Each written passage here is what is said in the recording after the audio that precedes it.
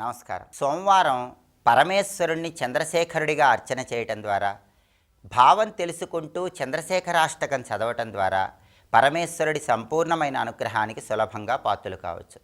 చంద్రశేఖరాష్టకంలో ఒక్కొక్క శ్లోకం చదివితే ఒక్కొక్క రకమైన ప్రయోజనం చేకూరుతుంది. ఒక్కొక్క శ్లోకం చదివితే ఒక్కొక్క రకమైన అనారోగ్య సమస్య నుంచి సులభంగా బయటపడవచ్చు. చంద్రశేఖరాష్టకంలో 2వ శ్లోకాన్ని ఎవరైతే సోమవారం సందర్భంగా భావం తెలుసుకుంటూ పఠిస్తారో వాళ్ళు ముక్కుకు సంబంధించిన అనారోగ్య సమస్యల నుంచి సులభంగా బయటపడవచ్చు. చంద్రశేఖరాష్టకంలో ఉన్నటువంటి 2వ శ్లోకాన్ని మనం పరిశీలిస్తే, పంచపాదప పుష్పగంధ పదాంబుజద్వయ శోభితం ఫాలలోచన జాతపావక దగ్ధ మన్మథ విగ్రహం భస్మదిగ్ధ కళేబరం భవనాశనం భవమవ్యయం చంద్రశేఖరమాశ్రయే మమ కిం కరిష్యతి వయ్యమః. ఇది 2వ శ్లోకం.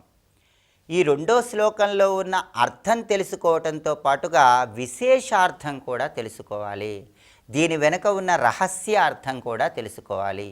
మామూలుగా ఉన్న అర్థాన్ని పరిశీలిస్తే, పంచపాదప పుష్పగంధ పదాంబుజద్వయ శోభితం అంటే అర్థం ఏంటంటే, మార్కండేయుడు తన మెడలో యమధర్మరాజు యమపాశం వేసినప్పుడు, మార్కండేయుడి పంచప్రాణాలు యమధర్మరాజు లాగుతున్నప్పుడు కైలాసంలో పరమేశ్వరుడి పాదాలు దర్శిస్తూ ఆ పాదాలకి పుష్పాలతో పూజ చేస్తున్నటువంటి దృశ్యము మార్కండేయుడికి కనిపిస్తోంది.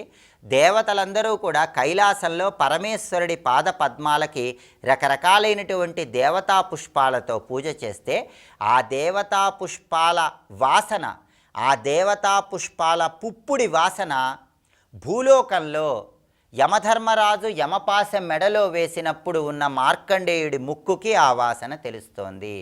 అంటే దీనిలో ఉన్న విశేషార్థం ఏంటంటే, ఎవరైనా శరీరం విడిచిపెట్టేటప్పుడు ముక్కు అనేటటువంటి ఇంద్రియము పరమేశ్వరుడికి సమర్పించినటువంటి పుష్పాలకు సంబంధించిన వాసనను గుర్తించగలగాలి అని చెప్పడమే దీనిలో ఉన్న విశేషార్థం. అందుకే ఇక్కడ యమధర్మరాజు మార్కండేయుడికి యమపాశం వేసినప్పుడు, పంచప్రాణాలను లాగుతున్నప్పుడు మార్కండేయుడి ముక్కు చుట్టుపక్కల పరిసర ప్రాంతాల్లో ఉన్న వాసన గుర్తించటం లేదు. కైలాసంలో పరమేశ్వరుడి పాదాలకు దేవతలందరూ పుష్పాలతో పూజ చేస్తే ఆ పుష్పాల వాసనని భూలోకంలో ఉన్నటువంటి మార్కండేయుడి ముక్కు గ్రహిస్తోంది.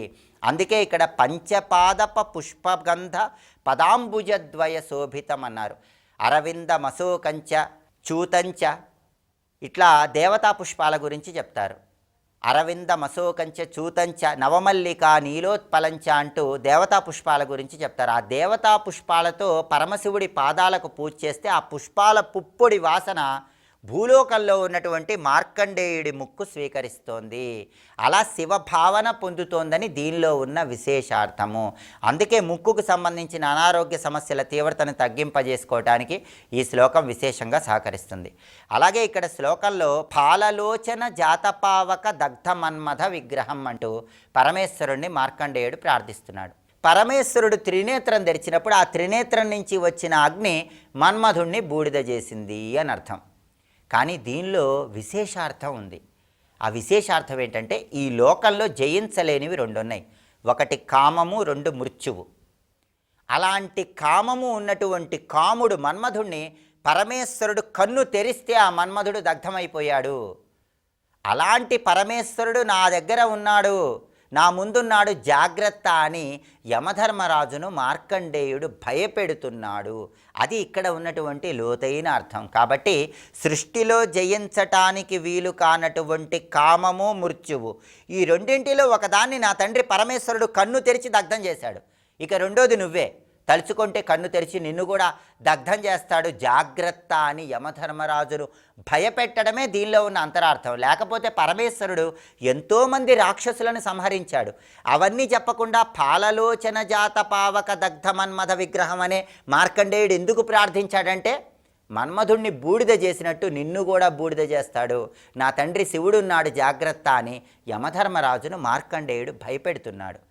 ఇంకా ఇక్కడ ఏం చెప్తున్నారు, భస్మదిగ్ధ కళేబరం, ఎంతోమందిని దగ్ధం చేసి ఆ బూడిదను నా తండ్రి పరమేశ్వరుడు రాసుకున్నాడు జాగ్రత్త అని యమధర్మరాజును భయపెడుతున్నాడు. అయితే ఇక్కడ యమధర్మరాజు మార్కండేయుడితో వాళ్ళందరూ రాక్షసులు, అలాగే వాళ్ళందరూ తప్పులు చేశారు, నేను నా ధర్మాన్ని నిర్వర్తిస్తున్నాను, నన్నెందుకు దగ్ధం చేస్తాడు, నన్నెందుకు భస్మం చేస్తాడు, అయినా పరమేశ్వరుడు అన్నిటినీ లయం చేస్తాడు, నేను కూడా అన్నిటినీ లయం చేస్తాను, కాబట్టి నేనెందుకు భయపడాలి అని యమధర్మరాజు అడుగుతాడేమో అన్న ఆలోచనతో మార్కండేయుడు భవనాశనం భవమవ్యయం అంటూ శివుణ్ణి ప్రార్థిస్తున్నాడు. అంటే మహాప్రళయం అని వస్తుంది. ఆ మహాప్రళయం వచ్చినప్పుడు వైకుంఠం కైలాసం ఉంటాయి, పరమేశ్వరుడు విష్ణుమూర్తి ఉంటారు, ఇంద్రుడు యముడు వీళ్ళందరూ కూడా మహాప్రళయంలో నశించిపోతారు. కాబట్టి యమధర్మరాజా, నువ్వు కూడా జీవుల ప్రాణాలను తీస్తున్నావు, నా తండ్రి పరమేశ్వరుడు కూడా లయకారకుడు, కానీ నీకు లయం అనేది ఉంటుంది, మహాప్రళయం వచ్చినప్పుడు నువ్వు కూడా ఉండవు, కానీ నా పరమేశ్వరుడు మాత్రం ఎప్పటికీ ఉంటాడు, భవం అవ్యయం. అలాంటి పరమేశ్వరుడు నా వెనకాలన్నాడు, కాబట్టి ఆయన తలుచుకుంటే మహాప్రళయంలో నిన్ను బూడిదలాగా చేసి రాసేసుకుంటాడు, జాగ్రత్త అని యమధర్మరాజును భయపెట్టడానికి సంకేతంగా భస్మదిగ్ధ కళేబరం భవనాశనం భవమవ్యయం, ఎప్పటికీ అవ్యయమైనటువంటి పరమేశ్వరుడు ఉన్నాడు. చంద్రశేఖరమాశ్రయే మమ కిం కరిష్యతి వయ్యమః, యమధర్మరాజా నువ్వు నన్నేం చేస్తావన్న అర్థంలో మార్కండేయుడు ఈ శ్లోకం చెప్పాడు. కాబట్టి చంద్రశేఖరాష్టకంలో అర్థం కాకుండా లోతైన అర్థం, విశేషార్థం తెలుసుకుంటూ చంద్రశేఖరాష్టకం చదివితే పరమేశ్వరుడి సంపూర్ణమైన అనుగ్రహానికి సులభంగా పాత్రలు కావచ్చు. ప్రధానంగా మార్కండేయుడు యమధర్మరాజు మెడలో పాశం వేసినప్పుడు చుట్టుపక్కల పరిసర ప్రాంతాల్లో ఉన్నటువంటి వస్తువుల వాసన చూడకుండా కైలాసంలో పరమేశ్వరుడి పాదాలకు పూజ చేసిన పుష్పాల వాసన చూస్తున్నాడు. కాబట్టి ముక్కుకు సంబంధించిన అన్ని రకాలైన సమస్యలు, ఆరోగ్య సమస్యలు పోగొట్టే శక్తి ఈ శ్లోకానికి ఉంటుంది. భావం తెలుసుకుంటూ చంద్రశేఖరాష్టకం చదువుకోండి, పరమశివుడి అనుగ్రహానికి పాత్రలు కండి. అంతటి అద్భుతమైనటువంటి చంద్రశేఖరాష్టకంలో ఉన్నటువంటి రెండో శ్లోకాన్ని ఇంకొకసారి చూద్దామా మరి. పంచపాదప పుష్పగంధ పదాంబుజద్వయ శోభితం ఫాలలోచన జాతపావక దగ్ధ మన్మథ విగ్రహం భస్మదిగ్ధ కళేబరం భవనాశనం భవమవ్యయం చంద్రశేఖరమాశ్రయే మమ కిం కరిష్యతి వయ్యమః.